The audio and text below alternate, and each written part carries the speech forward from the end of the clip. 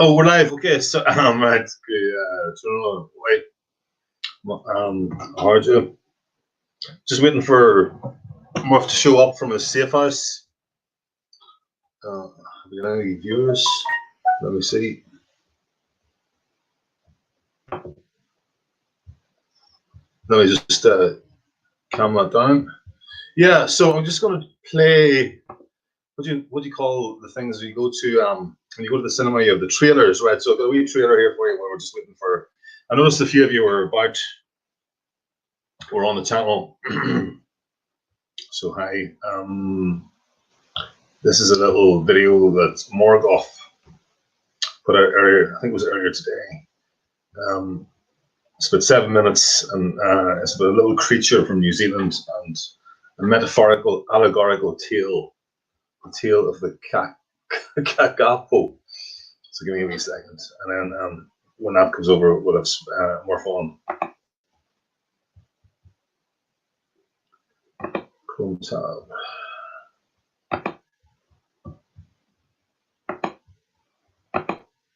Right, so just sharing the screen. Yeah. Right, so here. Can you hear that okay? 5x5. Hello there, folks. It's an interesting story if you look into the story of the fat parrot from New Zealand called the kakapo. The kakapo today only lives on a couple of little islands on a couple of archipelagos to the far south of New Zealand, a very remote place. And this is actually very relevant because it's about population replacement. So it's, I know on the face of it, it's about a little furry animal, but bear with it.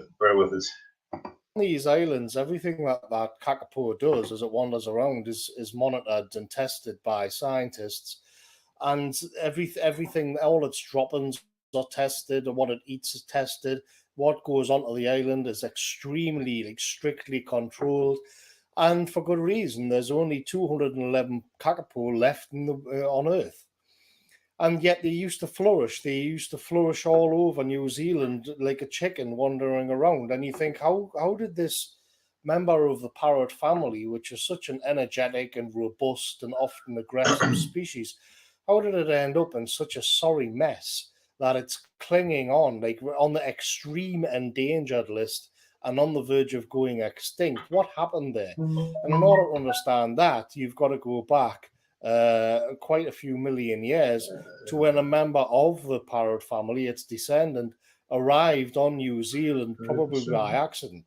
And what it discovered when it arrived on New Zealand was that things were pretty good. There wasn't any land predators to eat it, and there was plenty food around. And so the parrot got very comfortable there, and all it had to worry about was the odd eagle in the sky, but that didn't matter too much either because it became nocturnal and it adopted a tactic called freezing, where it basically just stayed still. And so over time, it didn't really need to fly anymore because there was nothing around to threaten it. It didn't have to flee from anything. It didn't have to fly away from danger because there was no danger. And then on top of that, its food source was readily available, just lying around on the ground, nuts and berries. And so it didn't really have to carve out a niche of being a skillful hunter either. And this meant that it became very fat. And it also ended up where it could only even walk. It didn't become like a roadrunner. The kakapo could only walk for half a mile, and then it sort of collapses into a heap and falls asleep. And all of this was all well and good for millions upon millions of years. But the problem is the Maori arrived, and the Maori hunted them down like chickens, and then take all their feathers and turn their feathers into cloaks. But they still survived it. But what's absolutely catastrophic is when the Europeans arrived, and with the Europeans arrived the stoat and the weasel and the cat and the rat. And then all of a sudden, the kakapo had no defenses whatsoever. I mean, the only thing it did have was to stay still, but that's not going to work when the predator no longer hunts by sight like an eagle. But if it's a weasel and it hunts by scent, it's just going to find out where you are, and you can freeze all you want. It's still going to take your head off. On top of that, you have the rats, which decimated its eggs, and so did the cats. And this was another blow because the kakapo had become so comfortable, it only even bothered to breed once every 5 years. It had like the lowest birth rate of any bird you can imagine. Once every 5 years, the female will pop an egg out, and then that was it, because this is what life's like when you're in the land of plenty and times are good. And then when the threats actually arrive, you find that your way of life, which you've adapted to, which has formed your whole way of being in the world, is catastrophically underprepared for outside threats. And I cannot help but compare this to some of the debates I see going on with classic liberals and civic nationalists now. Like, because essentially you can imagine the kakapo on the islands now thinking of how they got there, and even perhaps a rift breaking up between the two camps within the kakapo if the scientists just left them alone for a moment. And you can imagine one section of kakapo thinking, well, it's time for us to grow back our claws, and we're going to have to exercise our wings, and if we can learn to fly again, all of this, we may well get out of this.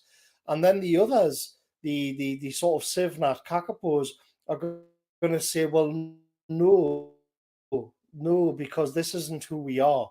We are flightless birds, and what we have to do is just wait for the mongoose and the weasels to stop eating us, and then everything will be okay. Because if we now grow our claws back so we can scratch at them, or we grow our wings back so that we can fly again, this is not who we are.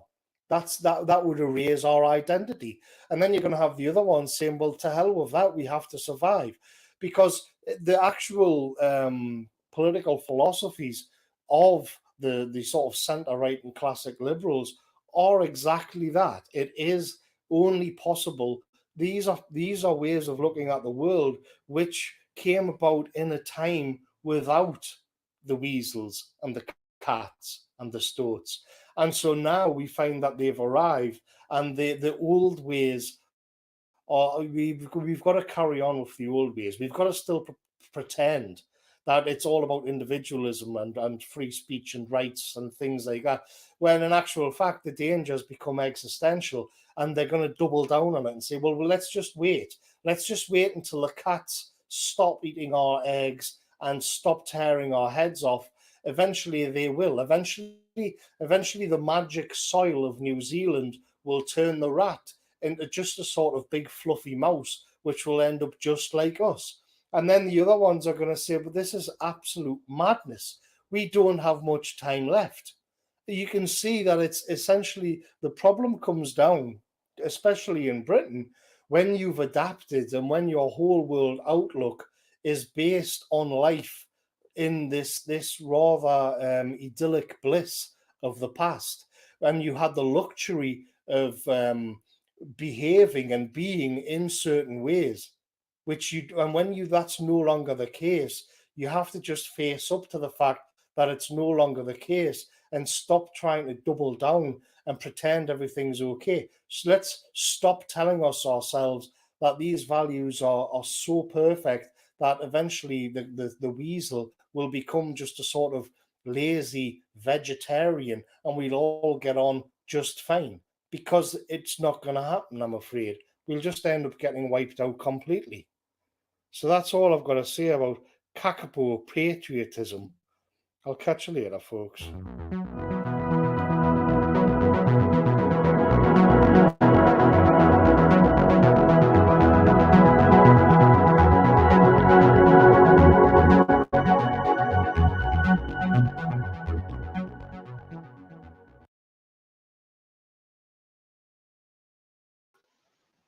Yeah, so that was, can you hear me okay? Presume you can, yeah. So I'm road testing my new laptop tonight. Hopefully everything's okay. How's all doing? That was Morgoth. Very good videos. Please subscribe. Please keep an eye on what he's knocking out. Just waiting for Murph to show up. He'll be along any second. I don't think he's seen that one before, so I didn't want to. He's a a treasured, cherished guest, so I didn't want him to have to sit through it. Poor fella. He's got a short attention span, actually. Who we got in here? We got hi, Paul O'Neill, getting himself into trouble yesterday, last night. So just be careful about your comments. Please don't comment on legal cases, even if it's your own. Hopefully that one you get some justice there. Mark H, yeah, now live if you're still about. The store 420, you can see it back. Paul O'Neill, well, yeah, and Jay. Suzanne, hi Suzanne, nice to see you. Paul's got a comment that is worth putting up. Yeah, who do we were never involved in, we never colonized anywhere. Even if there was any truth in this whole white guilt, white privilege stuff, we certainly could have done something to ourselves as a nation.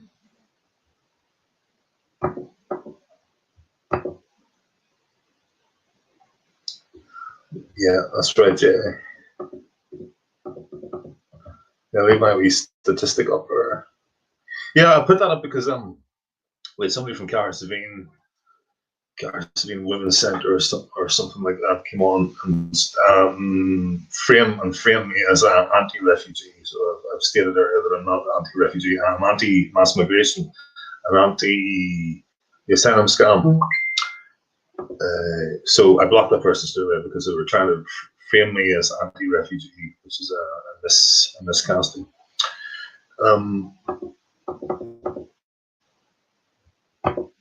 Yeah, so how's everybody doing? Beautiful day today. I think it must have been up to about 22 degrees. Had walked up to the centre of town with my sandals on.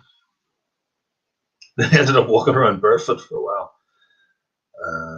Probably turned a few heads. But the streets are very clean here, so it's okay. When I was in Guatemala, I walked around barefoot and decided I was going to try and toughen up my feet, and so I walked around barefoot. And that was fine. That was a great idea. It seemed like a great idea for 2 months, and then I got some blasts to my feet. I wised up, decided not to do that. But I mean, Cookstown at the moment with the pubs closed, and hopefully I'm not going to get any broken glass. Yeah, Paul, this is the big event last night, the big scandal last night. I've said 100% worse than Gearóid's channel. Oh, Green Room, yes. Green Room is the moderator, yeah. Look on. I can see where she's coming from, but maybe it's a wee bit. Hopefully she'll just to, if anybody else is watching, Paul got banned from Gearóid's channel last night, but she's just trying to protect the channel, and hopefully. Oh, Murph says he's here. I don't see him. Same link, mate. Same link. Murph, if you're watching, same link that I sent you earlier. We'll get you in. Did it take? No, it wasn't a reasonable comment. Gearóid women must be as anti-refugee, so that's not a reasonable comment. That's your old trick of including your assumption. There's more, including your assumption in the question. You could have asked me, "Are you anti-refugee?" and I would have answered you, but you assumed that I was, and that's an old lefty trick to try and get pin something on somebody. So I've got other things planned for tonight. You can send me an email to Galileo4321. I'll put it up here in a second if you want to have a debate. Maybe we'll see about it, but I've got other things planned for tonight. Let me bring Murph in.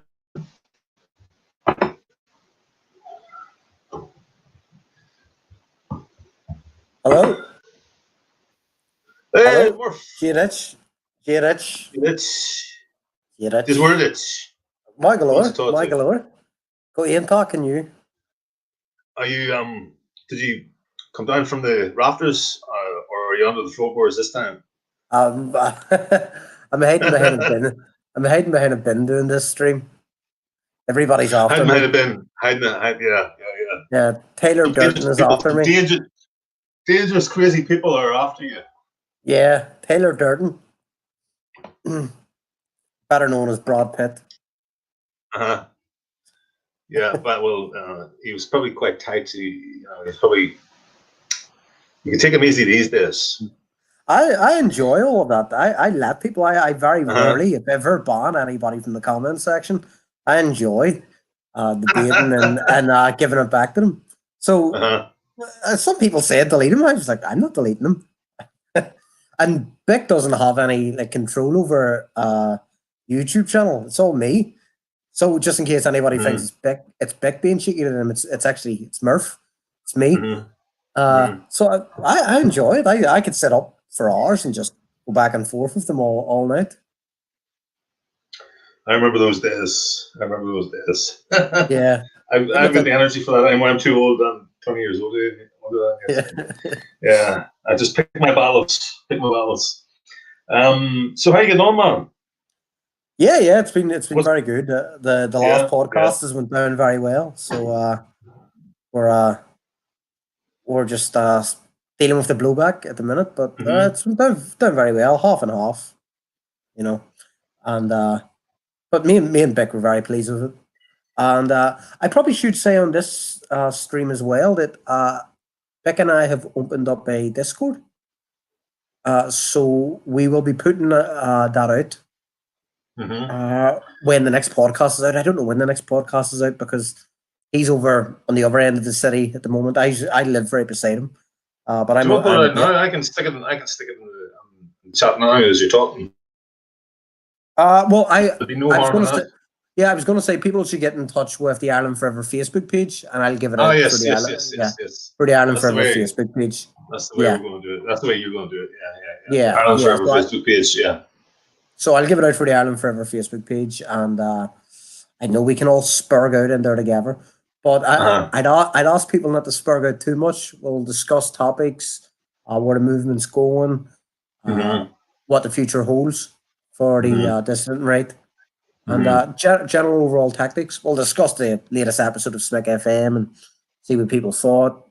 All of that, of course, and then a bit of shooting the shit. But we want to try and keep it sensible. Sound. There's something on the mind there. I can't remember. Discord, yes. What is this? Discord is a communications tool. Yeah. Yes. It started life as for gamers, didn't it? Yeah, I'm still trying to get used to it. And you can do calls, you can do group calls in there. You can have different levels of security and stuff like that. You can share. You can have chats. You can text chats and text group chats in various different rooms or channels they're called. And then you can have 2 or 3 conversations all going on at the same time. But you can have 5 people talking about one topic in one part of it, and 10 people talking about a different topic in the other part. And then you can say, "Oh, I need to go and ask them the other, what they're talking about, and pass some information to them." So it's like a corridor it's like some sort of conference center, business conference center, but it's all virtual. So you go in there and you're sort of into all these little different rooms and all. It's really, really powerful stuff. Yeah. Yeah, I'd probably set up a topic every day for the general chat, for the main chat. And then if I open up another few Discord servers, I'll probably set up a topic of conversation for each day. But it will be something sensible. We won't be discussing. Well, I was going to say something there, but probably best not to. But we won't be discussing fringe topics anyway. We won't be discussing 5G. We won't be discussing vaccines. We'll be discussing stuff that's important for the future of our country. Yes.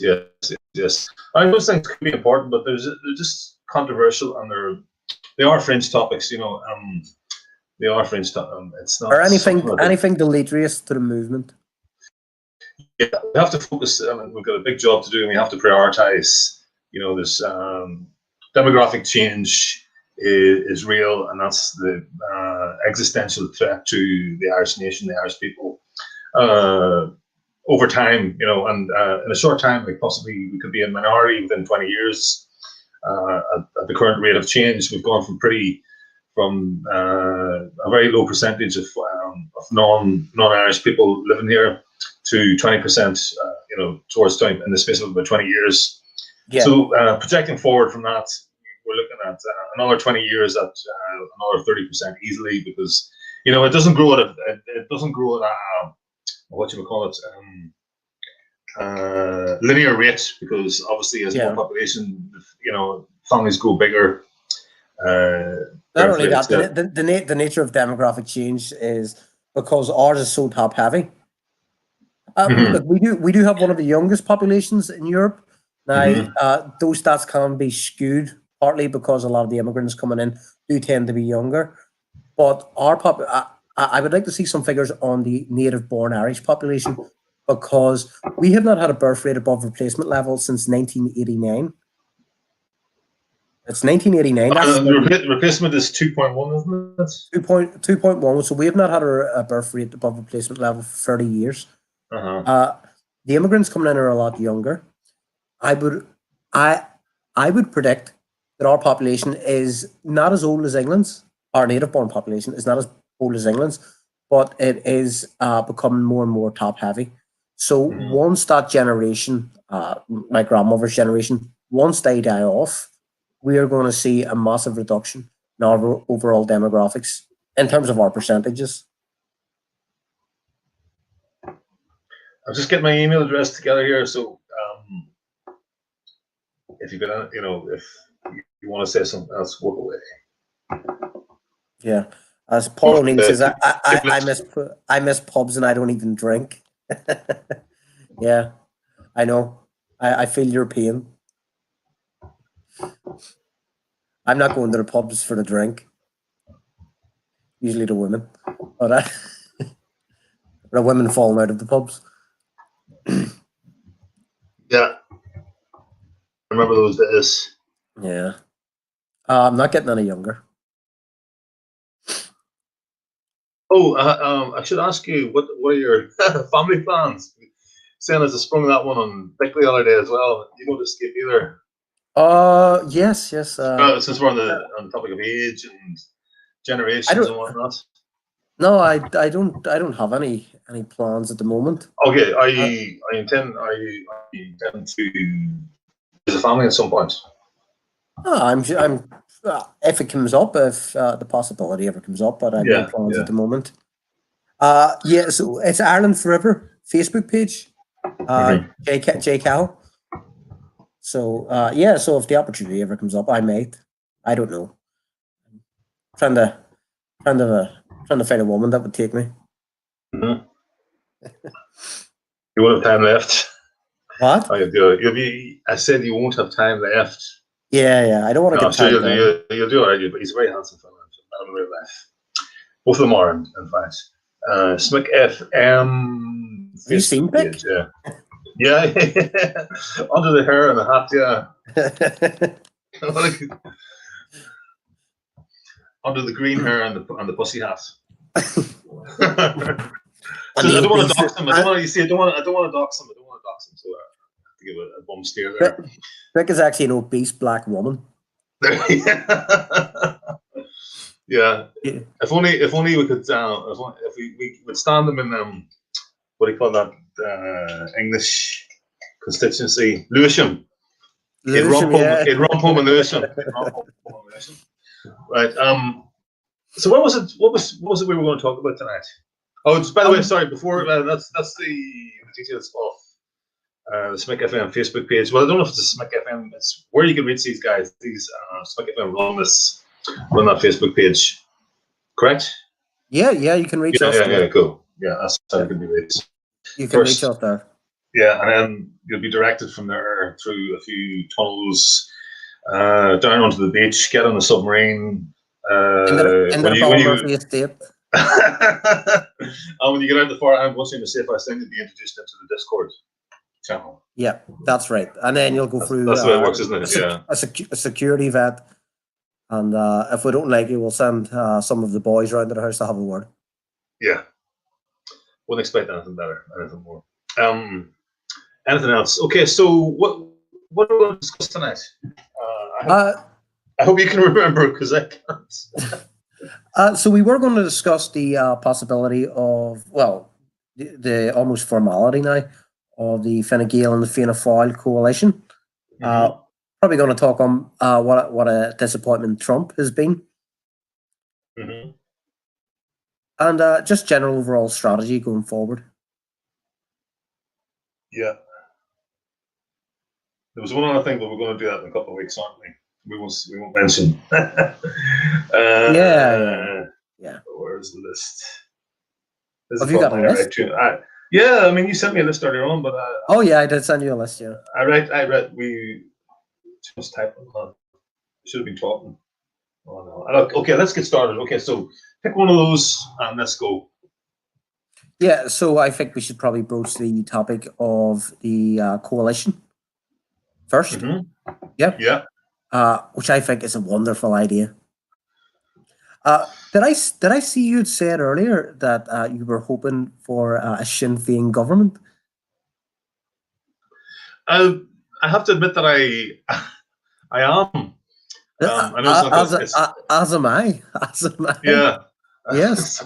Ashamed to say it, but I mean, on the face of it, it seems like a crazy thing to say, but actually, I believe that the country needs to go through a Sinn Féin government phase. Yeah, I say they'll probably throw the both of us in jail, but anyway, we'll have to go and do our bit, do our time for Ireland. They were paying the gulag in County Clare. Whatever, yeah. Is that where it is? Is that where it is? Well, if I was a dictator and sending people in the exile, I'd send them to the burn. It's pretty barren. It's barren on the burn. Actually, yeah, I could take that one off because I've never actually been to Clare, so I could kill two birds with one stone there. Oh, I'm always believing looking at every cloud is a silver lining, you know. You're not missing much. So Sinn Féin government, we feel that it's the country expects and the country has demanded a Sinn Féin. The country has swung towards Sinn Féin, and at some stage, this government, well, it doesn't look as if this government's going to be Sinn Féin, but the next one's going to be Sinn Féin, and the country has to go through the Sinn Féin government phase, like a teenager, like a black teenager, and try it out and grow out of it, and before we get any real nationalism business done. So yeah, I mean, I'm dismayed to see talk of this coalition. You are as well. No, I'm ecstatic to see talk of this coalition. I remember me and Bick were talking about this at the what was it? It's about 2 months ago now. It was the general election. No, wait there. Aye, 2 months ago, yes. And I think we both came to an agreement that the men in the woolly face masks down in South Armagh, those gentlemen farmers, have told Sinn Féin, or they Sinn Féin, because nobody tells Mary Lou McDonald what to do now, to not go into coalition government. And it would be very foolish for Sinn Féin to go into coalition government. You only have to look at how the Greens and Labour have performed in the next general election once they were having been the junior partner in the coalition. Even just look at the Lib Dems in 2015 after they had entered the coalition government with the Conservative Party in the UK. So it's always the coalition partner that bears the brunt of the supposed failures of each government. But so I think it was a very wise move not to go in to government as a junior partner. I don't think they had much choice in the matter of the sense of things. What do you think? I think initially something could have been struck with Fianna Fáil. I think there could have been a deal struck with Fianna Fáil initially. I think that would have been a much better suit for Fianna Fáil than it would have been for Fine Gael, even though, of course, I mean, Fine Gael is the Fine Gael and Labour. Fine Gael and Fianna Fáil have always been the two dominant parties in the state. Now, the perception out there in Normie land is that the two parties ganged up to keep the so-called quote-unquote anti-establishment party out of power. that in the long run, and when I mean the long run, I mean in the next 5 years, that's only going to suit Sinn Féin's narrative. they had no wee bit about that. That is only going to suit Sinn Féin's narrative. They are the anti-establishment party. Again, a lot of people down south are voting for Sinn Féin while being under the impression that these people are genuine nationalists. Not all of the people, because a lot of the younger demographic, the younger age bracket in Ireland is voting for Sinn Féin now because of the progressive policies. But there is still people of the older generation that are voting for Sinn Féin because of their historical links to the Troubles and the Provisional IRA and the fight to free Ireland from the British, et cetera, et cetera. Yeah. No, I don't know how long those people. I don't know how long. Or as many people would be very sketchy about that period and would associate them with the first phase, the first Sinn Féin, after the Sinn Féin, and that period, the revolutionary period of 100 years ago. Yes, and tend to overlook what happened during the Troubles. Yeah. Oh no, that's true as well. Now, I don't know. I don't have any figures for the average age of the voter of Sinn Féin. I imagine it's much younger. I think it is much younger than the Fianna Fáil and Fine Gael voter. But there is still a certain section of Sinn Féin voters are over the age of 50, do remember the Troubles, and they associate Sinn Féin with the war against the British in the North. It took place here from 1969 to 1998. And those people will be in for the shock of their lives when Sinn Féin take power. Because the Sinn Féin, I remember reading these stats. This was done about 3 years ago. On average, the Sinn Féin voter was more opposed. Now, remember, this is also at the time when the Sinn Féin voter tended to be more rural. It's totally changed in the space of. It's totally changed in the space of 2 elections. I think that study might have been carried out actually about 5 or 6 years ago. I found that study for you, and I'll bring it up. Actually, I'll send it over to you. The Sinn Féin voter tended to be more opposed to immigration than the Fine Gael and the Fianna Fáil voter. This is the Sinn Féin voter in 26 county states. Yes, the Sinn Féin voter of 5 years ago, I think it was. Yeah. So it was a much older demographic. What's changed in Sinn Féin is the gay marriage referendum and the abortion referendum. That's what changed everything for Sinn Féin. They have brought along this whole new generation of spotty-faced young kids out of university, tend to be on the up, on the make, these people. It is attracting a far more middle-class base now. But these are the new Sinn Féin voters. These will be the new Sinn Féin constituents. You only have to look at Dublin. They cleaned up in large parts of Dublin. Leo Varadkar was elected on what, the 10th count? I know he's not in Dublin. I know he's not in Dublin. I forget his constituency. It's Meath, I think. But he was elected on the 10th count. Varadkar, I think it was like Dublin West, or one of those ones. Was it Dublin West? Yeah, I think so. Yeah, I remember seeing posters when I was down there to canvass for Ben Gearóid. But I stopped. I mean, once I realised that our fellas weren't going to do anything, I just like switched off and just went and hid in the corner. No, actually, I started listening to the votes coming in on TG Radio McGill because I was practicing my numbers in Irish. So I was just like trying to get. I wasn't able to understand half of it. So there you go. You know, he got in the 10th count and going. I remember where I was. I was in a B&B in Derry, suffering from a hangover, down in my bed, and Bick was just sending me through texts, telling me about the results. Tell me what, especially with the National Party results. You know? Bittersweet. Yeah. So that's what was happening. I'm sure it was all bitter. I mean, there was no sweetness there for you at all. Maybe a laugh, maybe a sort of like maybe a touch of Schadenfreude, but mainly bitter, right? Especially with a hangover as well. Yeah, not so much on Bick's half, but on my part. Anyway.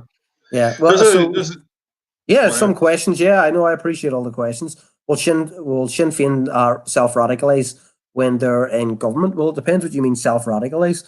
Do you mean will they become more fervent nationalists or will they become more fervent socialists? I mean, I can answer that question, but I think that will happen. I think I wonder what he's. I think they'll launch a radical economic program, or they will push for a radical economic program. They'll soon start to realize, as they did in the North, that it's very easy sitting on the sidelines demanding certain things, certain policies, but it's much harder being in government and implementing those policies. I'm wondering if Celtic Crusader, what he means is, do you think that maybe, and this is what someone, remember we had a chat a couple of nights ago, and I says, oh, what if, because Sinn Féin had been very quiet, and I was wondering, I speculated maybe there was some sort of like internal power struggle going on, and you didn't think so, and we were wondering if maybe, to what extent the new direction is how deep it runs in the vein. Like, if does it run? Is it just surface? And really, there's like the old Sinn Féin on it. Is it just was it a tactic? To what extent was it? To what extent is it heartfelt? I mean, if you can say such a thing with a party that changes, flip flops so often, but well, I just remembered a quote that you gave me about what Jerry Kelly said in a hot mic situation. It was Jerry Adams. It was Jerry Adams. Was it Jerry Adams? Sorry, yeah. About the equality, the equality tactic. Equality is our Trojan horse. We'll use it to break the bastards. Talking about the unionists, obviously. Talking about the unionist opposition, yes. Yes.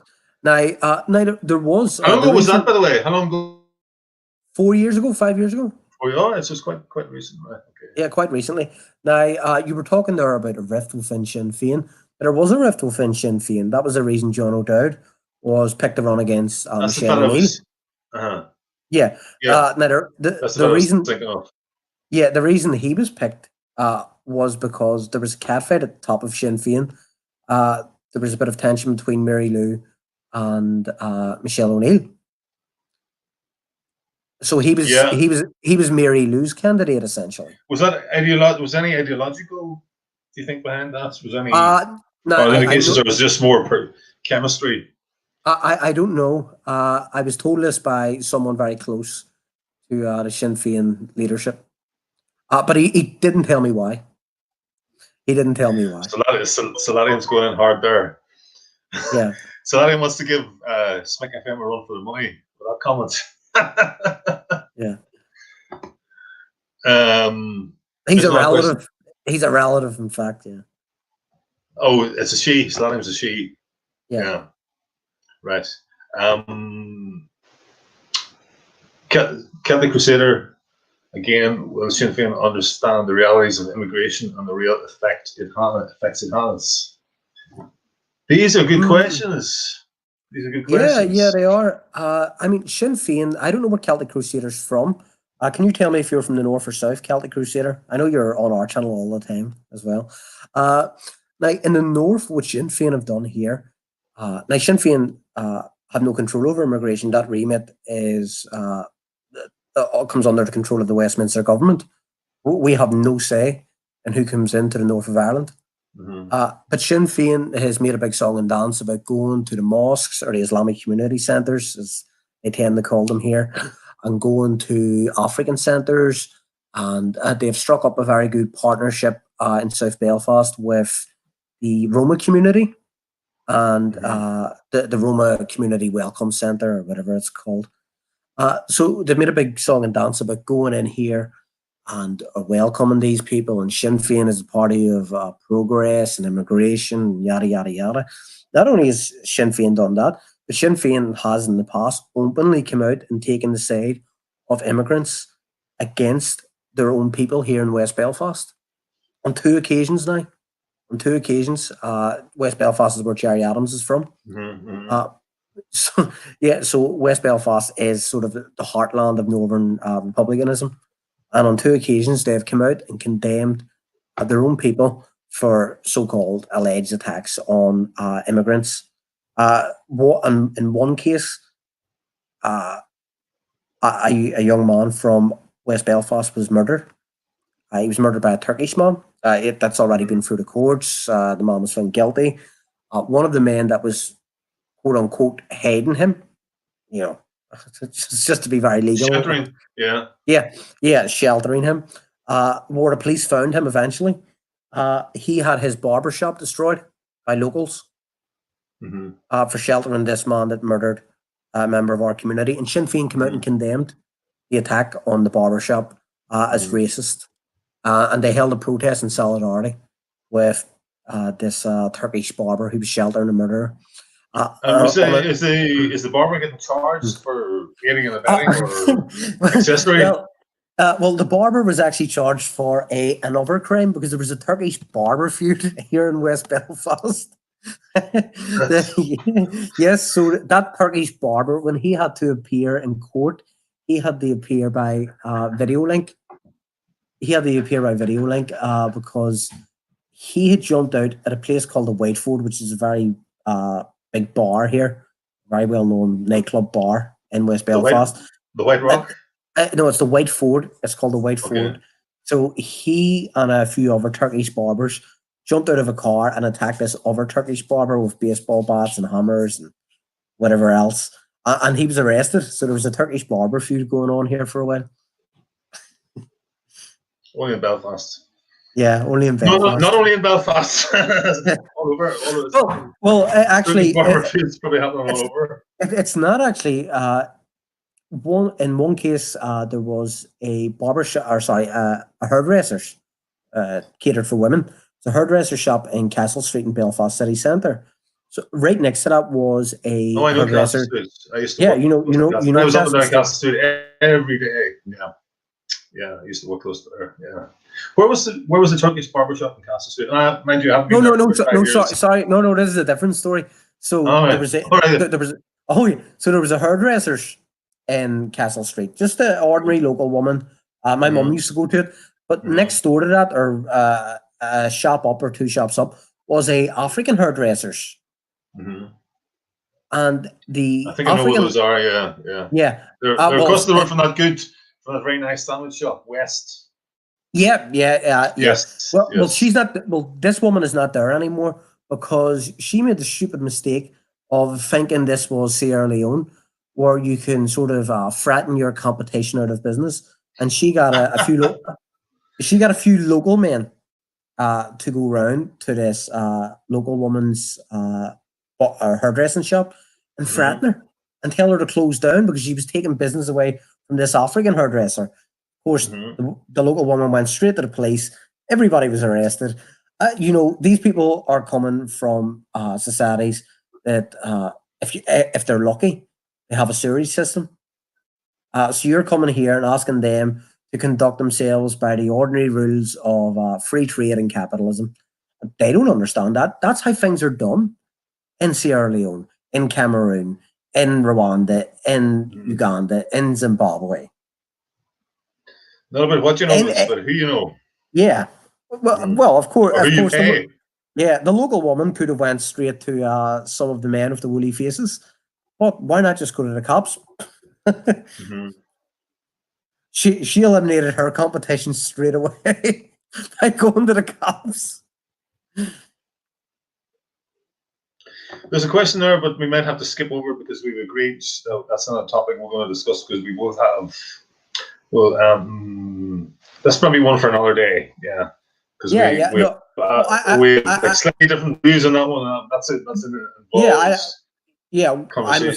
I'm a friend of Niall's. I know Niall well. I know personally, so I don't tend to discuss things about Niall because he is a friend. So that's why we're going to leave that one for that, and the reason that we don't see eye to eye on that one. We're going to leave, and basically, I don't want to put Murph in a position where he has to defend his friend, or possibly say if he wanted to criticize, if he had some criticisms, to air all that for a friend. So it's just off topic, unfortunately. Yeah. For these guys, because of that friendship.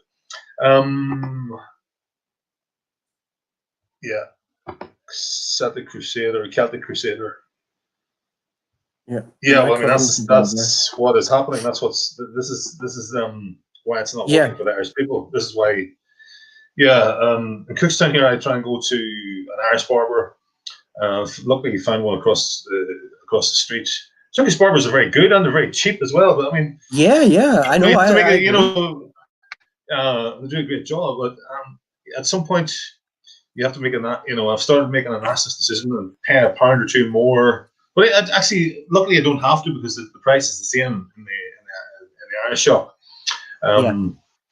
So but that's this is what we're up against. It's like nothing else. As I said, barbers are good, they're cheap. But is that good for Irish people? That's the filter. Is that good for the Irish barbers, and by extension, is that good for the Irish people? Well, it's good. It's good for the consumer. It's good for the consumer, yeah. But I mean, is it good for the family of the barbers? Yeah, exactly what I was going to say. Do we base everything around what is best for the consumer? Mm-hmm. No, you need to strike a balance. What's good for the consumer? What's good for local businesses? I mean, if let's say you brought in 5 Turkish barbers to compete with 5 local barbers or hairdressers in the community, they could put them out of business. They could drive down their wages. Of course, they'd force them to compete, and they'd have to drop their prices. Is that good for their community? Now, of course, the Turkish barbers, of course, have to send money back home, so you have capital flight there as well. I just don't want to sound. Capital flight as well. Yeah, of course, because they. I mean, if you look at the economy of Mexico, 1/3 of the economy of Mexico is sustained on the money that is sent home by relatives living in the United States. Mm-hmm. No, you've got a certain amount of sympathy for those people. Of course, no. I'm not criticizing. I'm not criticizing them. I'm absolutely not criticizing it. Oh, absolutely. I'm just making it clear we have a few visitors. We have a few visitors from Gearóid Murphy Centre who are defending the asylum centre down there, the asylum business. So we're just we're making it clear. Obviously, they cast us in a very dubious light, whether that's on purpose or accident, or they've just inherited these ideas, they've read these in the mainstream gutter press.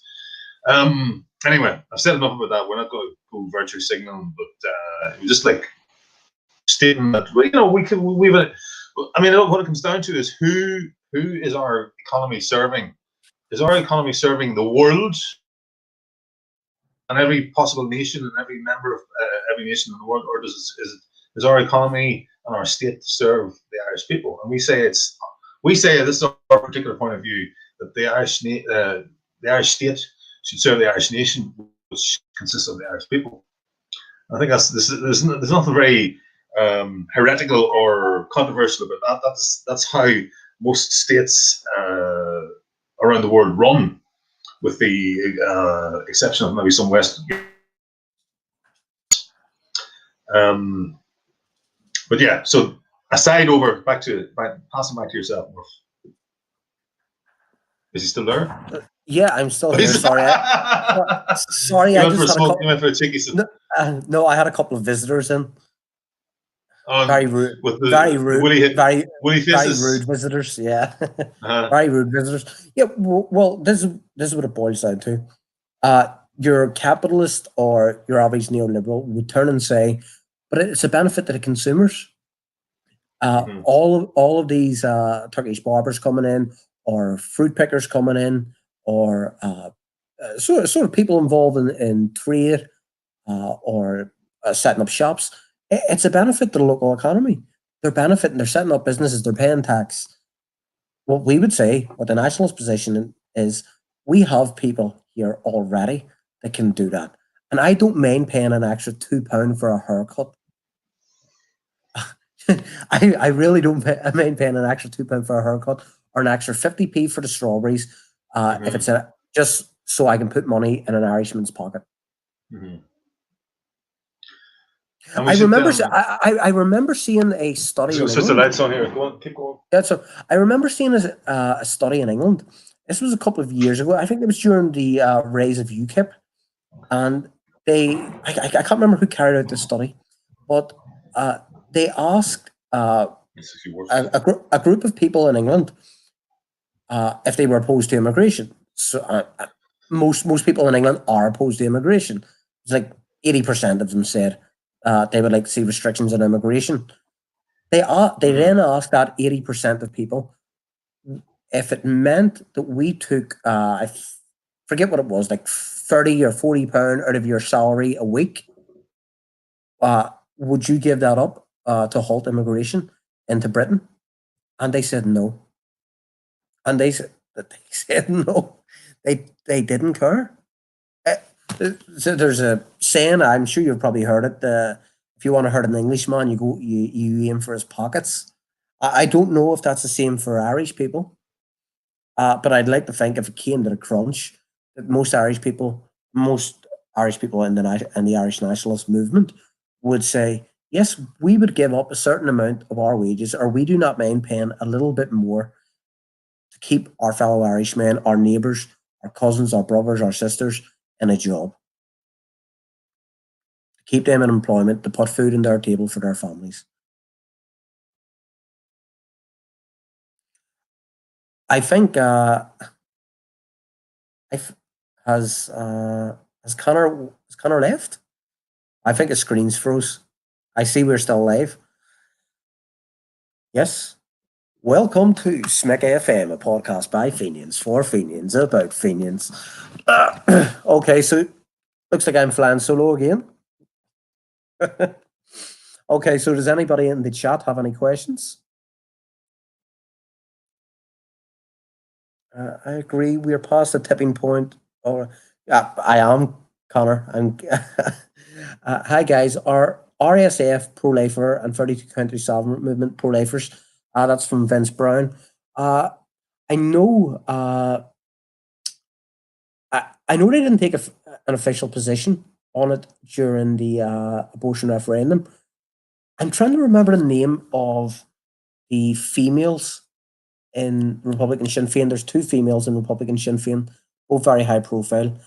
But I know they are pro-life. They come from a Catholic family. They're socialists.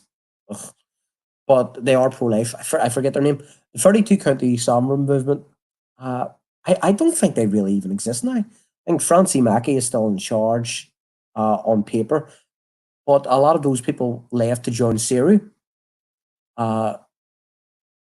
Hence why a lot of people from the real IRA now find themselves in the new IRA. So there was a split there. So when it comes to 32 County Sovereign Movement, I don't know. I don't know what their position is. I don't even think they'd know. But Republican Sinn Féin didn't take a position on it. And there was a split within Republican Sinn Féin a couple of years ago. Republican Sinn Féin were putting out anti-UN, was it the UN Immigration Compact? They were putting out material against that in the run-up to that last year. But also, then there's that other wing of Republican Sinn Féin who are anti-nationalists or socialists, who are in favour of immigration. Syria is something similar. While they are on paper an anti-EU party, you'll find that they are pro-mass immigration. IRSP are anti-unity. Yeah, I think are anti-EU unity. Yeah, I think they are. I mean, Sinn Féin's position, and I think still is the position of Republican Sinn Féin, is that they are opposed. They're opposed to further integration with the European Union. Sinn Féin did a 180 turn during the Brexit referendum, because a lot of people, for whatever reason, in the Republican community in the North are in favour of the EU. I don't know why. Maybe it's because a lot of these so-called community groups get funds from the European Union. I don't know, because Sinn Féin seem to get a lot of funds from because a lot of these organisations are run by Sinn Féin. So Sinn Féin seem to be pocketing a lot of that money. So why was it for so long that they held an anti-EU position? I don't know. I think there was a lot of people that were ideologically opposed to Sinn Féin, but a lot of those people have fallen by the wayside as the years have went on. I mean, you have to look at the Sinn Féin leadership now. Very few of them were involved during the Troubles, or were active in the provisional IRA.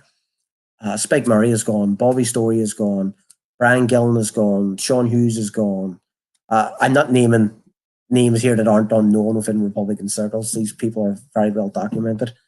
I'm trying to remember the name of the lad from Tyrone. Bernard Fox is gone.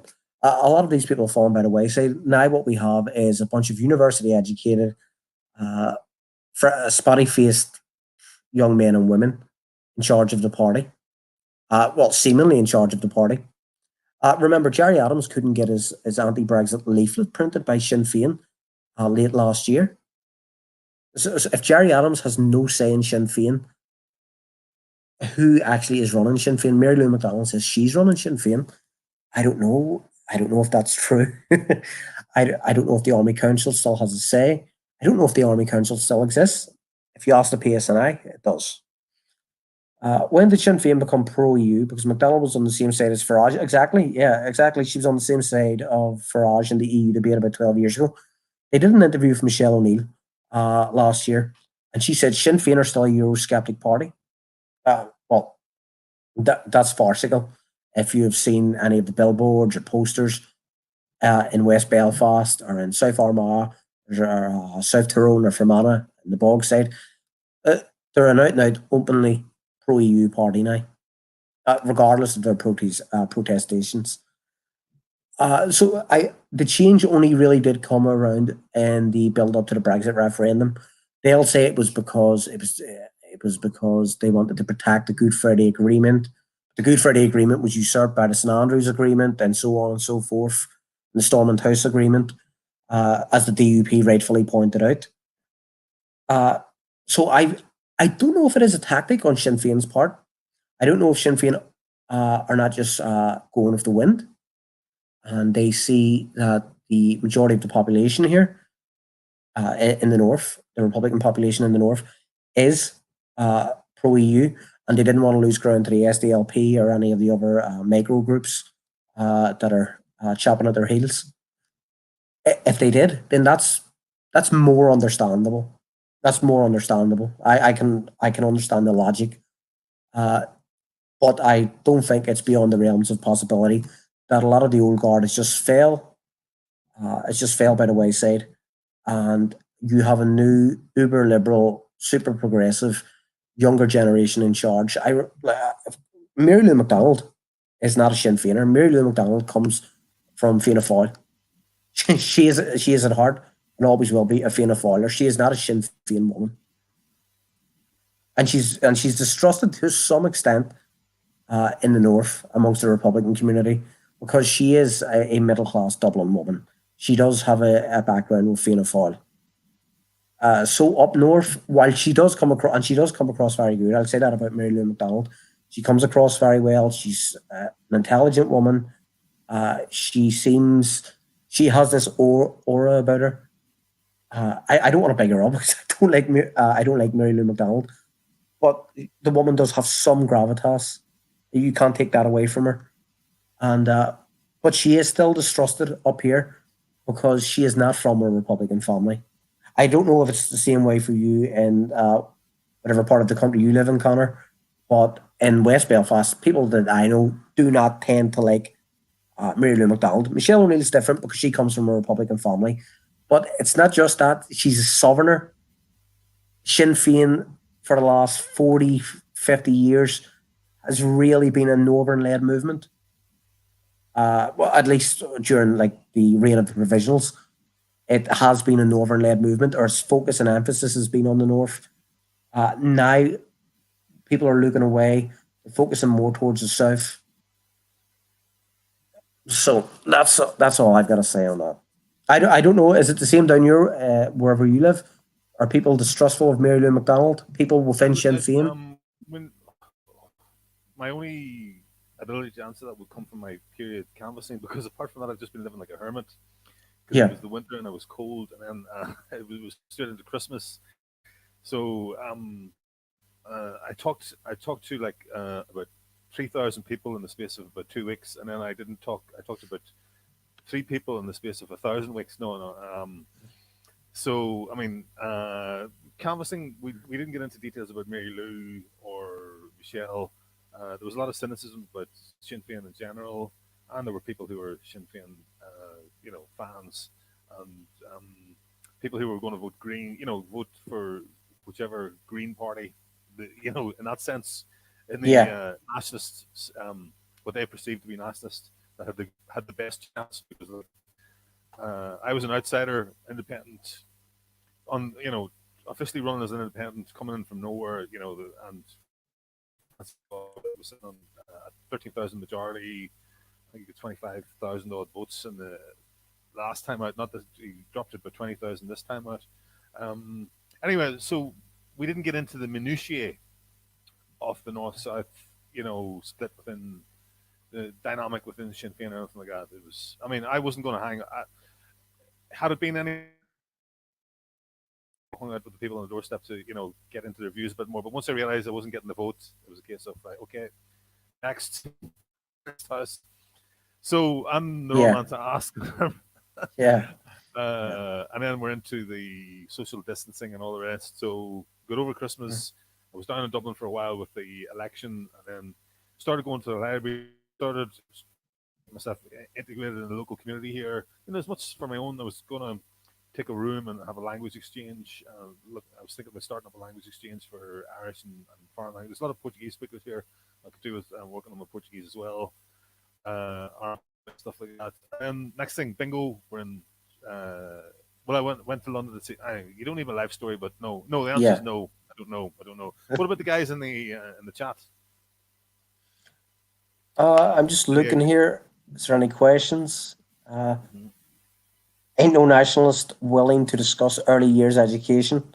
Nationalists only willing to more pieces in. That's more piece. Yeah, we need to more piece. I can't get into my irishfreedom.ie email. Sorry. Look me up on. Send that email to me again on Galileo 4321. I'll put it up and I'll type it in here for you. Yeah. So anybody wants to get in touch with me, use the Galileo. It's on my channel anyway. It should be 4321@gmail.com. Someone in the comment section said very quiet, Conor. Maybe your volume's very quiet. Your volume's very low. I don't think it is, but someone said there in the chat it is. Let me have a wee look at that. I'll check my settings. Because, it does seem to be quiet. I can hear you. Testing. I can hear you loud and clear. Maybe that's a bit better. Yeah, that's fine. Yeah.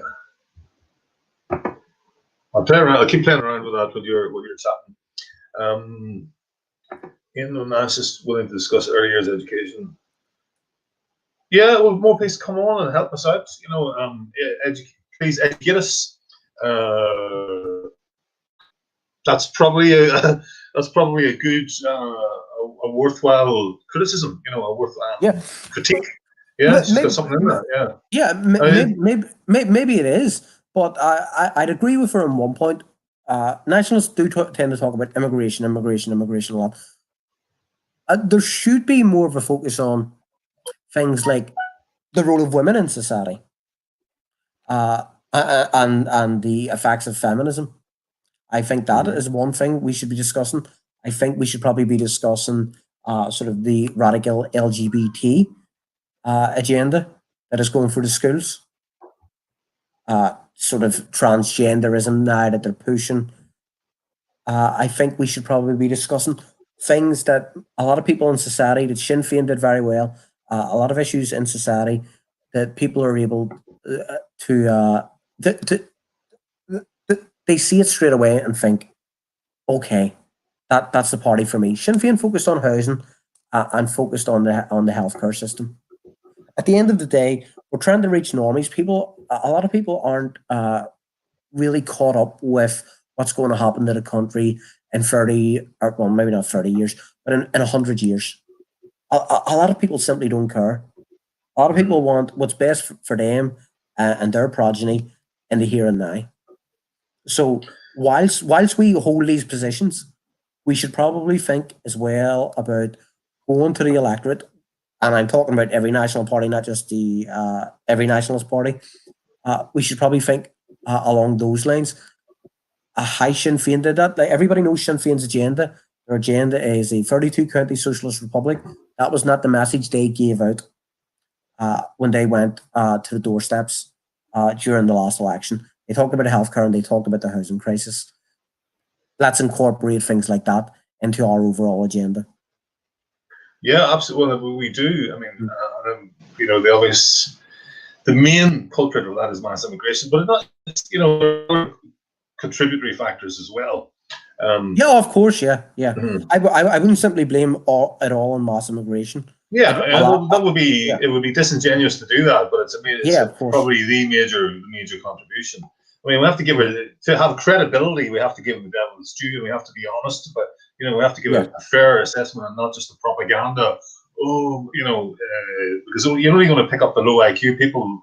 You're not going to appeal to the middle, the middle of the bell curve, or the smarter people, unless you've got a well-reasoned, nuanced, set of policies across the board. Okay. In my humble opinion. Murph, I'm just catching up with the chat here. So, okay, I'm just Jay Cahill. Do you think there's any chance we could ever overturn the abortion referendum down south? Not in the foreseeable future. But it still has to be a part of the overall platform of any nationalist party, and it still has to be pushed. I don't think you can allow something like this to just sort of fade away in the whilst you're in discussing policy. It has to be one of the overall objectives. As I said there about personal privilege. What? Which is the way the libtards were interrupting each other last year in California. You remember? Yeah. You have to fight tooth and nail for it. You have to bring it up.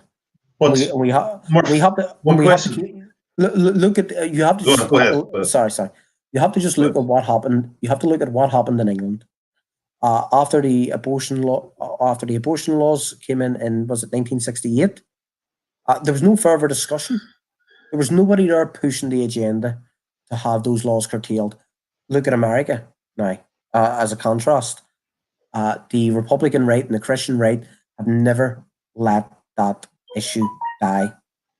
They have kept on and kept on. There's battles being taken to this state Supreme Courts, to the Supreme Courts of the United States. They constantly fight for it. They're constantly getting restrictions. New layers of bureaucracy are added. Learn some states go backwards. Some states rolled it back. Yeah. Recently, some states under Trump's term. So Trump given he whatchamacallit he empowered a couple of states to actually roll things backwards. Now, not whether it was total back to how things were before the abortion law, or roll back the time scale, the limits or something like that. Yeah, sure. Roe v. Wade wasn't abolished, but the time frame whereupon you can procure an abortion or kill your child was limited in a number of states in the South. So take heed of what they do in the United States. The Republican Party has never been allowed to drop that issue because of the Christian right funding and the presence of those within the GOP. So take heed and learn from the Americans and what the American right have done, and don't take heed of what the people and the pro-lifers in the United Kingdom have done, because that issue has fallen by the wayside, and that will never be overturned in the United Kingdom. We have to keep in that fight. You can't just you can't exit the ring after you lost the first round. We've lost the first round. Abortion's been introduced. The fight goes on. But we're not going to win the next round or the round after that. But we have to keep. If we don't, we're going back to the issue of the role of women and feminism in society. Before we move on to that. Oh no, well, go on, because you meant, it sounds you're linking two things together. Sorry, go on ahead. I'll come in with my point about the abortion referendum afterwards. Yeah. Before we move on.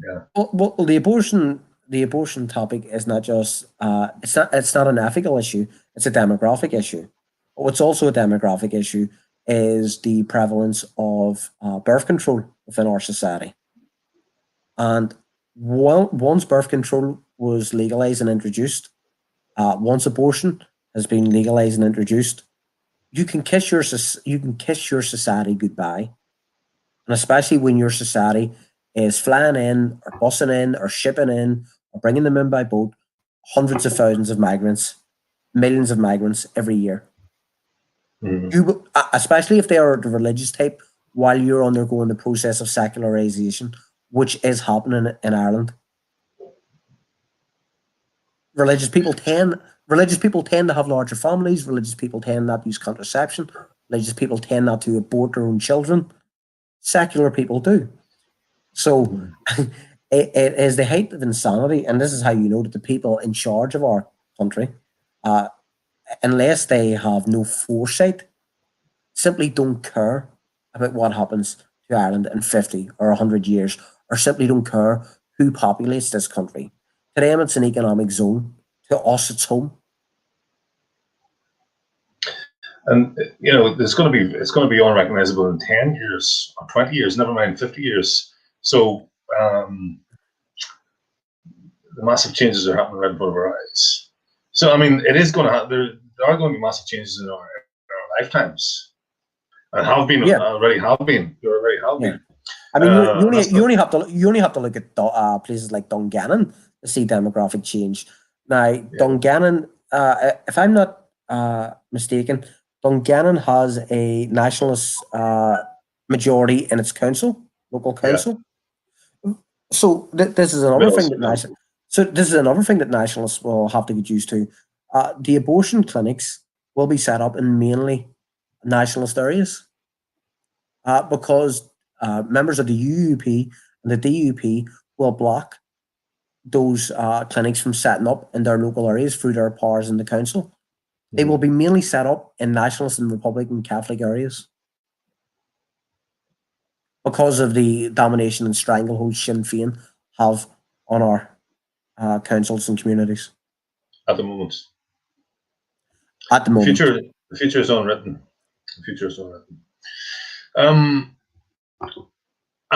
Before we move on, I was just going to ask the technicality about the abortion referendum. Now, as far as I know, the referendum needed to be changed to allow for the law to be changed. But the Constitution needed to be changed to allow for the law to be changed. But the Constitution does not need to be changed to roll the law back. The law can be rolled back without a constitutional change, which would mean you wouldn't require a referendum. So a government could come in, and if it had the backing in both houses, it could change. It could roll that law back. So it's as far as I can see, it wouldn't require another referendum, and it would just be a case of having a majority and having the numbers in both houses to get it through. Correct? If I think I'm right there. I've heard this discussed recently. And that's. I remember Justin or James talking about this. I think you are right. I have heard it before. I'm not a constitutional expert, so I don't know. I can't speak with any authority on it. But I have heard. I have heard. I think it was Justin talking about this. I think it was Justin talking about that, and I think he said something similar. And I take his word for it. He is, when it comes to abortion, he is very knowledgeable on that topic, especially when it comes to the legal technicalities and things like that. Yeah, he's been in that life for 20 years. Yeah, over more than that, longer than that, 30 years now. I just run down through the rest of these here. So, keep talking. If anything catches your eye, just go for it. Is Kim Jong-un dead? Was it coronavirus? I don't know. You'd never find out. They'd just have a ringer out the next day, wouldn't they? Well, they're talking about the sister eventually taking over. And there was an article actually Beck sent me earlier today. Did he send you it as well? I didn't see it. If he did, no, did he not send you it? No, he may have done, but I mean, like, it was about the fear of a mass exodus from North Korea, if indeed Mr. Kim is away with the ghost. how's more peace? Yeah, we talked about that, discussed that. Yeah, send me an email, more peace, to the Gearóid email address, and we'll try and get around. You know, as you said the other day, we need to start early. Like, the education has been colonized by the cultural liberals, and we need to make a start somewhere. There's my email address there. More peace if you're still with us. Yeah. Anybody else who wants to get in contact? Actually, I'm going to quote something else Justin reminded me of, and it was every time Labour was in coalition in the South with Fine Gael and Fianna Fáil, they always took the position, as junior partner, they always took the position of education minister every single time. Yes, smart move. Smart move. Yeah. Mm-hmm. Yeah. I think people tend to forget how anti-nationalist Labour was. I mean, Dr. Conor O'Brien, at one point during the 70s, when Labour were part of the government as the junior partner again, talked about banning Irish nationalist songs and making it a criminal offence to sing Irish nationalist songs. That was the Labour Party position in the 1970s. the Irish Labour Party. Yeah, the Irish Labour Party. Yeah. Yes, under Conor, he was not the leader. Conor O'Brien was not the leader of the Labour Party at the time. He was the Minister for State, I think. I think Conor O'Brien was the Minister for State at the time, and he talked about bringing out laws, and he did try and push for this. It created a massive ruckus at the time in the government about banning Irish nationalist songs. That shows you underneath all of, especially now, the Labour Party, and they'll talk about a united Ireland, and of course they're not Sinn Féin, but they will, of course, pay lip service to that. That shows you right underneath all of that there, they don't actually believe it, because in the 70s and the 80s we've seen the mask slip. They are simply out and out socialists, or out and out neoliberals. Now, I mean, I wish they were socialists. I wish there was actually socialists in the Labour Party. I wish Sinn Féin was actually a socialist party. But they're not. They're neoliberals. Well, please send it again to the Gearóid one. I'll just type it in here for you. Sorry, I can't get into... I read your email before, but I can't get back into that email account because I'm moving from one laptop to another. So if you wouldn't mind, just send it again to the Gearóid one. I'll just post it in. I'll just type it in here for you. Okay, Murph, back to you. Yeah. So Hindu nationalists would never allow immigration. Well, you say that, but a couple of years ago, India did relax their laws on the partners of Indian men or women coming into the country who were of non-Indian origin. Now, the BJP, which is run by Modi, big shout out to Mr. Modi. I'm a supporter of Hindu nationalists in India. There is a sort of like their spiritual guru is a woman called Savitri Devi. She's long dead. She died in the 70s or 80s. If anybody wants to look up Savitri Devi, they can go look her up. She's a very infamous woman. But she is like one of the most radical, if you want to call them far right. She was called the cat lady, the crazy cat lady of the alt right. But she is sort of like the BJP in terms of the BJP. They have built that party on her sort of philosophical teachings. She is their sort of ideological guru of Modi, anyway. And there's been a resurgence of interest in Savitri Devi in India because of the rise of the BJP, which is the Hindu Nationalist Party. And Modi came in about a year. Modi got elected last year, didn't he? And he wasn't prime minister. He wasn't prime minister before, as far as I remember. No. Modi got in a couple of years ago. A couple of years ago, yeah. Yeah. Modi was elected. It was 2008, 2017. Modi was. No, he's been to 2014. 2014. Yeah. I just want to come back to more peace because I think this is key. She made an appeal before, and I really agree with it. I mean, I'm an educationalist I'm in education myself. Now, whether I'm halfway through a PGCE teaching, and I suspect that there's going to be a lot of resistance because of my political views. I'll be made to suffer, and I might be able to, they'll put every barrier in my way. And they already have put barriers in my way when I was doing that before. But let's see. But we need, okay. So I wear my colours on my sleeve, but we do need more nationalists. If you're a nationalist and you were thinking that you're a smart person and you've been going for a career as an accountant or a lawyer, I urge you to reconsider and go for education instead, because that's a way you can directly impact your nation, the Irish people, and help the Irish people, because those it's one of those industries or professions that have been, or institutions that have been colonized, infiltrated by the cultural liberals. Whether they're aware of it or not, people that have gone through that system, and we need to get people with more traditionalist and centrist and nationalist views in there, whether you wear it on your sleeve or not. So have a think. If you're of that age or the stage in life where you're considering your career choices ahead of you, or that possibly you're thinking about changing, do consider education. It pays, it's up there. It's like a middle class profession, not as well paid as it used to be, of course, but might be as well paid as accountancy and law and computer, tech and all the rest. But still, you can make a good living and you can do something for your country. So, yeah, I agree. Okay. Any more questions? We're all about, on this channel, we're all about practical solutions. Right. Anything the streamer, so your job is to keep talking and I keep interrupting. That's the way this works.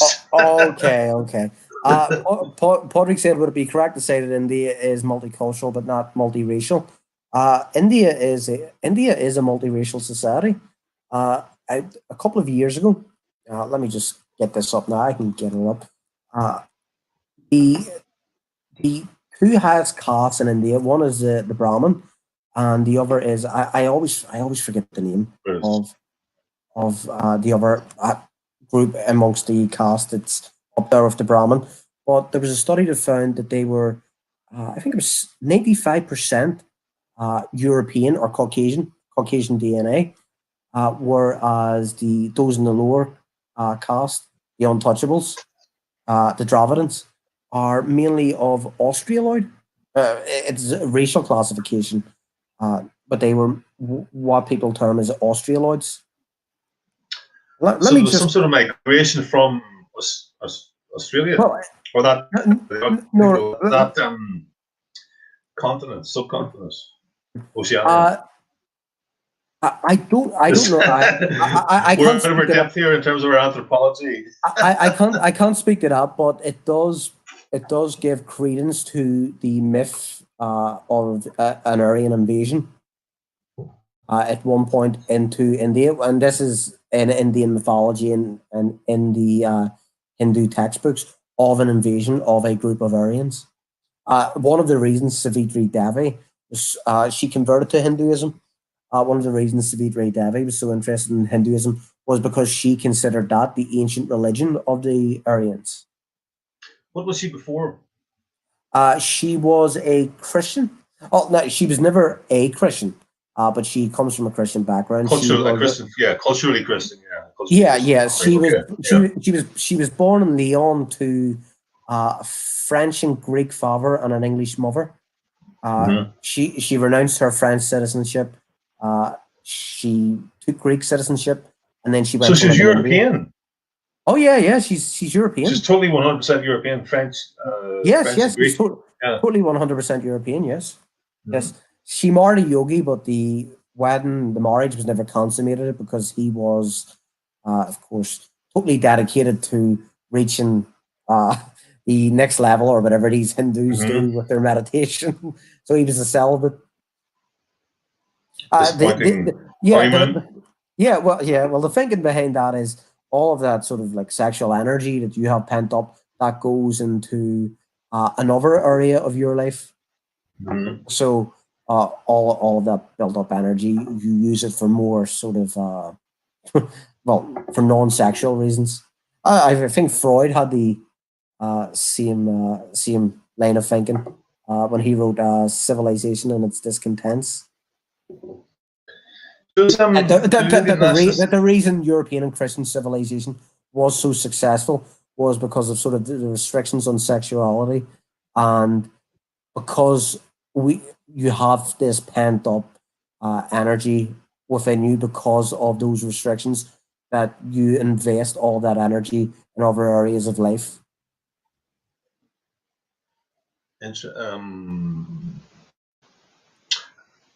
Oh, to me, okay, so that pushes the yes, Yeah.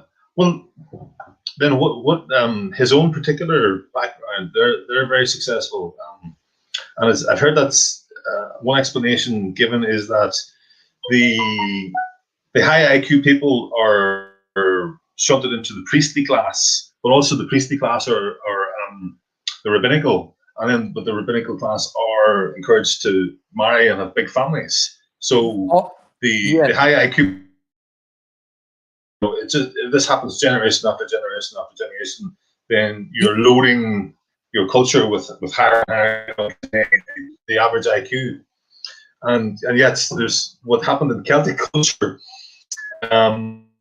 Yes. Well, certainly since Christianity came, was that the high IQ people were trained up for priesthood and sent off to a monastery and became set. Well, okay, there was, as far as I can make, I'm a bit sketchy about the history, but there was like the monks went to the monastery, but the priests could marry. I mean, there was like a very loose and name they were meant to be celibate, but they lived among the people, so nature took its course. But the monks that went off to the monastery did probably the smarter, the higher IQ ones. He went and worked on the manuscripts and whatnot, and studied the great works. The great, obviously the Bible and the Jewish works of and the Greek works and the Roman works. Of course, they didn't get to pass the genes on. So yeah. Now, I've also heard another theory about why we were talking about Jews there. You were talking about why they have such high IQs. I've also heard another theory as that because of all the expulsions and sort of massacres of Jews over the last 2,000 or so years, that it tended to be the poor who are thus less intelligent among the Jewish population who were exterminated, killed, liquidated, whatever term you want to use. And they were the ones that died off. They were the ones that died off. The people that were able to escape, or people that were able to buy their way out of, the firing squad, or whatever, like the 12th century equivalent of a firing squad was, tended to be more intelligent. Now, I listened to someone. I think you call him. His name is Edward Dutton, Dr. Edward Dutton. Yes, I've been introduced to him recently as well. Yeah, now he talked about this, and I actually didn't agree with him. For one point, he said there was nothing special or unique about Jews. If you tend to look back beyond antiquity, there was nothing especially remarkable about Jews. Nothing that would give you a clue as to them having a higher than average IQ. But I don't think that's true. You see literacy in early Palestine, where Jews were settled, and in those regions where Jews dwelled. You also see the cradle of their civilization. Yeah. You also see a lot of tremendous architecture. I mean, I'm trying to remember, when was the first temple built? Was the first temple built 1,500 BC? Somewhere. You're talking about Jerusalem, or? Yes, Jerusalem. Yeah, I don't know the answer anyway. I don't know why I'm asking. I mean, so we're talking about somewhere it's on the same time scale of the ancient Greeks, and this is the zenith of ancient Greece. So I would sort of put them in that category. Then clearly there was something special about them just as there was something special about the ancient Greeks. Oh, you think there was something already? Yeah, potentially. But then certainly, I mean, I can imagine with all the pogroms and being, not having a homeland, I mean, chased from pillar to post. There's much more evolutionary pressure on the Jewish ethnic group than there would have been in the more, established, the nations that they were passing through. For example, the Russians and the various Slavic nations. They're under like, and then. I was the first ones to suffer in any? I was right the first time. It was. I mean, I don't want to get into a big sort of like poor Jewish people or anything like that, because it's it's. I was right the first time. And it swings and roundabouts of the vicissitudes. The first temple was built in 1000 BC. Yeah. So okay, so that would give an indication. You could pick on the WhatsApp there, looking these things up for you. No. I just looked it up there on Google. I thought it was 1000. I thought it was 1000 BC, but so that gives you an indication that there was already something there within the Jewish people. There was already maybe something going on. Maybe they were more intelligent than the average European already by that point. I don't like we saying can speculate, it. We yeah, sure it is what it is. But I do believe a lot of people don't believe that the Jews are as intelligent as the studies have shown. I believe it. I just simply think that there's more to it than that. Oh, absolutely. I mean, God, what's the world population? 10 million, and they've somewhat, they've worked their way into positions of power. It's not just Israel, but virtually. Control the United States government, the lobby, the media, Hollywood, etc. I mean, this by merits, there is ethnic solidarity. They look after each other. There's it's ethnic they marry among each other. It's a combination of high IQ, conscientiousness, and ethnic nepotism. All at work. Mm-hmm. Yeah, and why can't we do those things? And we do those things. That seems to be a very good survival strategy. If you look at the power that they have, the power that it's heretical to mention, to talk about the Jewish power. I'm looking over my shoulder, half expecting to be struck down by peacekeeper missiles or something like that. For even saying it, but. Courtesy of Mossad. Oh, there we go. But there's a lot to admire in them. There's a lot. There's certainly a lot to admire in them. And instead of criticizing them all the time, whether that criticism is warranted or not, maybe learn from them. There's a thought. Yeah. What are the their ethnicity doesn't look as if it's in any danger of being wiped out anytime soon. Oh, they are. They are in serious trouble in the state of Israel. Because of birth rates. Because of their birth rates, they are in serious trouble. Not only that. You're talking about the Orthodox guys, yeah. Well, no. This is one of the issues. Their society's being attacked by liberalism, isn't it? It's partly their own invention. Yeah. Well, we can blame the English for the invention. I'm joking. Yeah. It's all English fault. Yeah. Yeah. It's always the English's fault. The big issue of the state of Israel, the big issue facing the state of Israel, is that they do have a low birth rate, but the only people that have a birth rate above replacement level amongst all of the various Jewish groups and sects, Ashkenazi, Mizraim, and then you have the Orthodox Jews, who, for the most part, refuse to take part in their military service.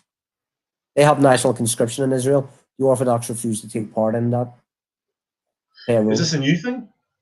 No, that's been like that since the foundation of the state of Israel. No, when you say they refuse to take part, does that create a tension Oh yeah, yeah. Or do they have a special dispensation? Does the state give them a dispensation, or the state was forced to give them a dispensation? Okay, so it's been resolved at the barrel of a gun. Well, that's the wrong metaphor. Yeah. Well, but of course you can see Yeah, why quite the opposite. you can see why the more secular elements of Israeli society are sort of bear a grudge against them, because they don't have to partake in military service as every other man and woman in the state of Israel has to. Yeah, yeah. I thought the Orthodox had control. Well, it's a conservative government at the moment, isn't it? Well, it's Likud, but it's not a conservative government. I mean, Benjamin Netanyahu is. Oh, that's a neocon. Yeah. It's a neocon. Yeah. Oh well, if you want to call it a neocon, they're. I don't know. You tell me. I mean, I've just been scraps. I just picked up scraps of information. Yeah, they're an ethnic nationalist party, but in terms of their internal politics, I mean, Benjamin Netanyahu is a supporter of the LGBT agenda. Israel has abortion introduced. They have an extensive Generation welfare. New World. Sorry, yeah, go ahead, they have an extensive welfare system there as well. So if he was a politician in Britain, take away the Zionism and the Israeli nationalism, if you put him into Britain and say join a party, he would probably be with the Labour Party. Interesting. Yeah. Well, okay, that's that. Apart from mass immigration, he would probably be with the Tory party, actually, because the Tory party are essentially a liberal party now. Yeah. There's no I don't see much of a difference between Labour, Tory, or Lib Dem. I don't see any great difference between them. They all support mass immigration, LGBT, abortion, or they will do. And if they don't support those things, they will do nothing to counteract those things. Mm-hmm. They support the European Union, the globalized economy. I was going to say, I mean, people that say, don't unionists have any anything to say about social, the welfare state and things like that? And like, my answer is, if it ain't broke, don't fix it. If it, it's not the system. There's not a systemic issue, and I don't know. I'd be interested to hear your thoughts on that. It's more the pressure that's put on it from the mass immigration. And the same with the hospital system. It would probably be, my instincts are that the hospital, the 26 county state, the hospital system or the health system will be fine, and the social welfare system and the housing. Okay, yeah, housing is a function of the mass immigration plus the foreign direct investment, and that class of guest workers or transitory European workers, that work for the big tech companies in Dublin that don't have families, that come in for like 3-5 years, tend not to have families, and are happy with a little rabbit hutch apartment, and push because you can build like that Docklands area. I've heard statistics like 80% of the people are from outside, who live there are from outside Ireland. When you walk around there, that's definitely the impression that you get. And because they're not family people and they're transitory, they're passing through, they're on their way, they're following their career, and the next job's going to be in Switzerland or New York or wherever. It's just a stepping stone. They're not demanding. There's no demand for space or for family type homes. So that just gets this high density, creates a market for this high density housing that pushes the prices up all over Dublin. Yeah. Sorry, what was the initial question? How far back do we want to go? I think you were making a point there. You asked the question, then made a point. The point was so long, I forgot the question. It's a bad habit.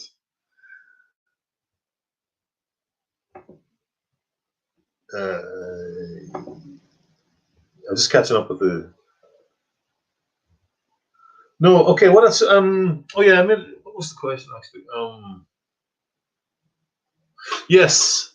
if it ain't broke, don't fix it.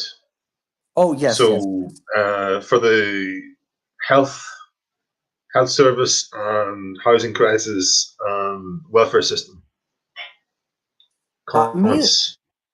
Me and Vic had a discussion about this. I think we actually had a discussion on air about this at one point.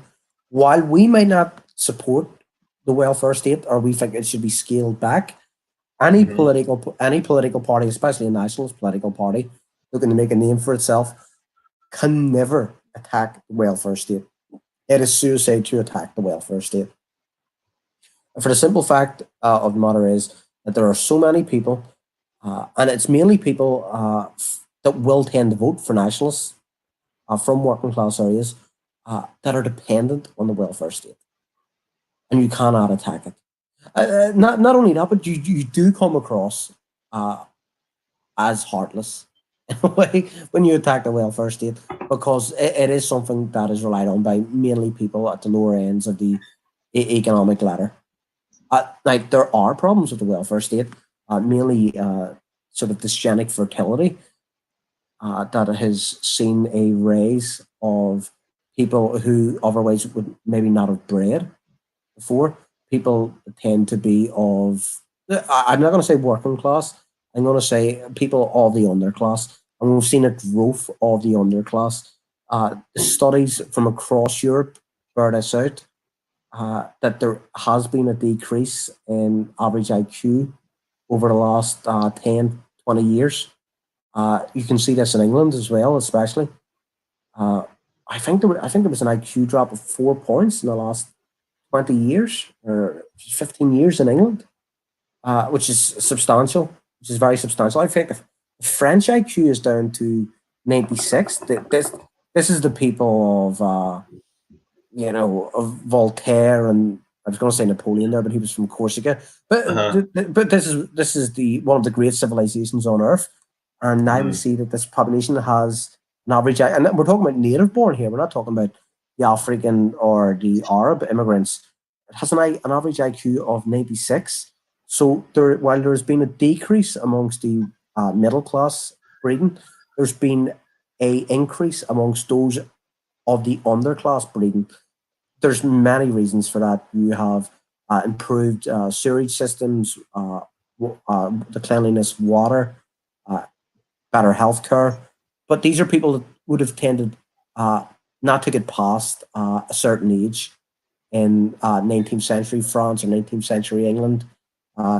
Since the turn of the 20th century, we've seen improvements in all these areas of life, but that is what it's led to. It's led to this a dysgenic breeding pattern amongst all populations all over the Western world. Explain dysgenic. Well, we know what eugenic is. Sorry. No, that's fine. Eugenics would be or should be, and I'm not advocating it here. It is, everybody practices eugenics. We all practice eugenics because when we find a partner, we pick them for their traits, and we think these traits will be best passed on in the progeny that we share. So eugenics is simply a system whereby a society selects the positive traits, and dysgenics is where the positive traits are not passed on, but the negative traits are passed on. So eugenics would ideally, and eugenicists would ideally like to weed out those negative traits in the population.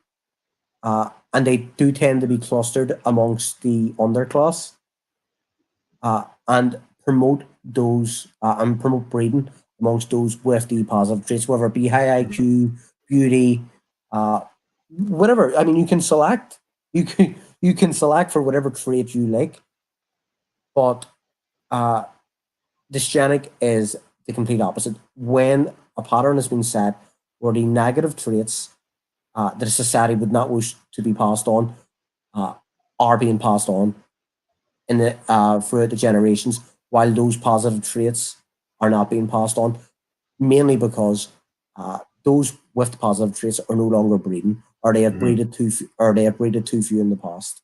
Okay, great, thank you.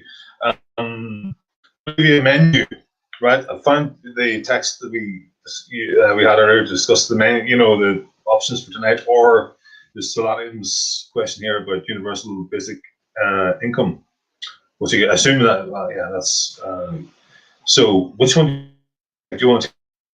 Sorry, sorry, you're Irish strategy. Sorry, say again? Okay. Okay, sorry, you were breaking up a wee bit there.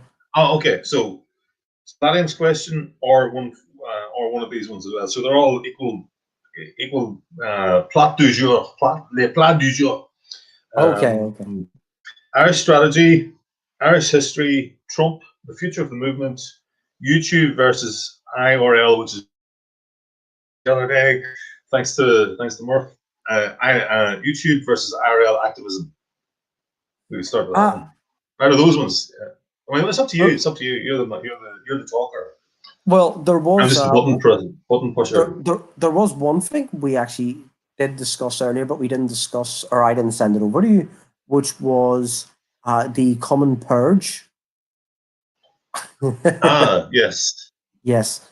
Now, there was an article released through the online magazine Medium just the other day. It was an attack. I'll just translate your accent, by the way. He's talking about the coming purge, the coming. Oh, right. Yeah. So there was an article. Because we slagging off Belfast again. Yeah. The Medium website. It's an online magazine. Liberal rag. Now, that website's that liberal rag is probably controlled by someone working for some agency within United Kingdom or wherever that magazine's based out of. Essentially, I'm saying it's MI5 or some other intelligence organization. Because what Medium does is they produce these articles, very long-winded articles, on the far right, whether it's in Britain or Ireland or wherever you choose, by Hope Not Hate, by FRU, which is the far right observatory, it's based in Ireland, and they attacked almost every single nationalist group in Ireland. That usually is a sign that there is something on the way. So some people should start preparing. If you've got a big YouTube channel, for example, or you've got a big Facebook reach, maybe you should start. I don't know. Maybe scale it back. Maybe scale it back a little. Maybe scale it back just a little. Yeah. Activism. Get people's phone numbers. Yes. I was going to get in contact with people, because there's going to be a YouTube. The signs are there that there's an article attacking the far right in this Medium magazine, and that is usually like a precursor. That's like the initial shock waves before the earthquake. The earthquake is the purge of some sort. So we don't know what form, shape this purge, and this is like an Irish purge, we haven't really had an Irish purge, have we? We've had like something specific. Facebook people have been taken out, like for example, Gemma as a result of a specific incidents or arguments. Old View Ireland was taken down. Oh yeah, Order Red got taken down too, didn't he? Oh yeah, and he was taken down as well. But I think there could be a bigger push coming to take a lot of the main YouTube and Facebooks down. So we've just got to wait and see. Maybe some people will have to scale back on their rhetoric or on their memes if they run a Facebook page. Maybe that'll save them. I don't know. But it usually is a sign of things to come. I mean, basically what we're saying is like the means of communication that we rely on, we cannot take them for granted. So seek alternative means of communication so that we can get in touch with each other. Which is we're one not of the going to be reasons just like left isolated with on our little islands. And this is where the Antifas and Leah Doherty's and whatever her name, I can't even remember the names of these people. Their campaign of doxing, their psyop, doxing psyop, to make us afraid to say who we are and this is like it's been really successful because it's made us frightened to share personal contact details with each other. It's an absolutely ridiculous situation to be in. It's only like at the tail end of, the 21st. Is this the 21st? Yeah, the start of the 21st century that you can imagine that would be a situation where people would be regularly in communication with each other, but afraid to. It's almost like it's something in 30s Russia. People spoke to each other in the square, but didn't want didn't disclose their name, or you didn't know where somebody's address was for the fear.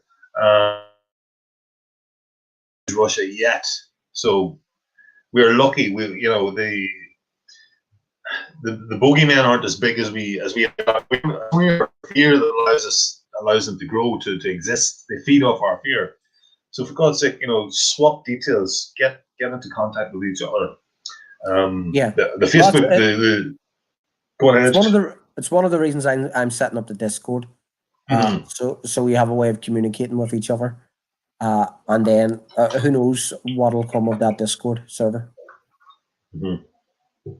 Hopefully something special. Hopefully a few groupies. You're live. You're not meant to say that. That's for young Beck. That's for the young fellas. Yeah. So let me run through the rest of these. Okay, so that's Trump was another subject that came up there. And YouTube versus IRL. What about that one? YouTube versus IRL activism. Or is that we sort of touched on that? Is there anything more to add to that? Yeah, well, this will be my final topic because I have to get going. So, I would just like to reiterate and emphasize the importance of in real life activism, of getting out onto the street.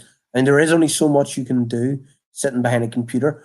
We all need an alternative to the mainstream narrative, and that's where people on YouTube come in. That's where Gearóid comes in.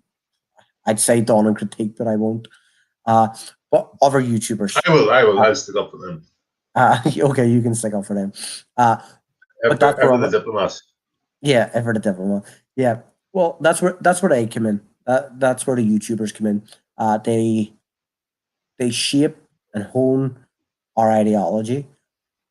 Things like Smick FM are there for, of course, political news and stuff like that, but a bit of entertainment as well. There's other YouTube channels out there like that as well. So they do provide an important function, YouTubers and people like that, if only to combat and entertain to some extent. But nothing beats getting out with 10 friends, delivering leaflets and going for a few drinks afterwards, and then sitting back and watching the media go ape shit at your provocative, quote unquote, racist leaflet. Nothing beats that feeling. that must have been a sweet a tasty pint. Looking at that, looking at the news reports come through with a pint in your hand. And at the end of the day, it's going to be we can't do this. We're just the people who voted in the last election was 1%, and 1% isn't enough. We need the public. We need the other 90. We need a certain percentage of the other 99%. So we need to be thinking about how we're going to reach this public. And in my view, given the fact that the media are going to blacklist us, and what's the word? Is it whitelist or blacklist? Blacklist. Blacklist, not allow us to communicate, not give us any airtime. I see I'm losing viewers every time I go into my rant about like talking to the public. Oh, talk to the public, no. Switch channel. Well, I'm gonna keep doing it because this needs to be said. This is the most important conversation. For the next election, we cannot be caught napping because elections, a lot happens in a Doyle term. In 3 or 4 or 5 years, a lot can happen. Things can get a lot worse. So we need to be well prepared. We need, ideally have 100, a community of 500 nationalists in every constituency, and then 100 of those were ready and willing to go out and canvass. Now, if we had that, we would get TDs elected. So there's a direct proportional. So whether you're going to be one of the 100 people who are going to canvass, or one of the 400 in the constituency who are going to give the moral support for the 100 who are going to canvass. You know, you need to get meeting those other 500 people in your constituency starting now, because it could take a year or two to build those teams, and we need to be thinking about that. Yeah, absolutely. I agree. I have to shoot here. But it was nice talking to you again. Yeah, I've got to shoot here. No, I've got to go. I was joking. Okay, we got you. Right, man. Listen, thanks a million. Okay, thanks for having me on again. Good to see you anytime at all. Talk to you soon. Have a good weekend. Okay. The rest of the weekend. You too. Right, Eowai. Sean, you to Oh. the chat. Thanks a million to the chat. As usual, like, share, and subscribe. See you next time in Galileo. Send me an email to Galileo43221@gmail.com. Over and out.